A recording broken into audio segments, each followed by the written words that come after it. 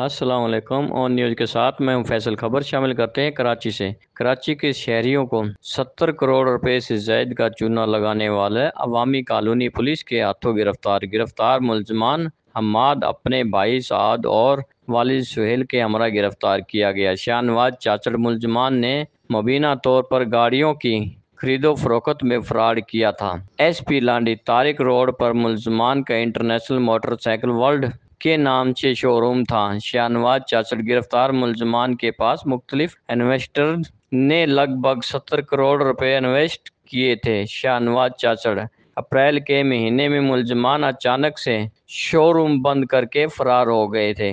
SP लांडी मुलजमान के पास कराची के बड़े ताजरों की इन्वेस्टमेंट भी शामिल थी।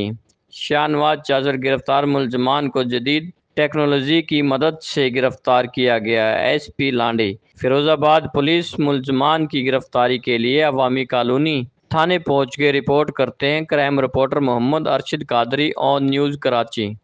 लाइक करें, कमेंट करें, शेयर करें और बेल आइकन को प्रेस करना मत भूलें।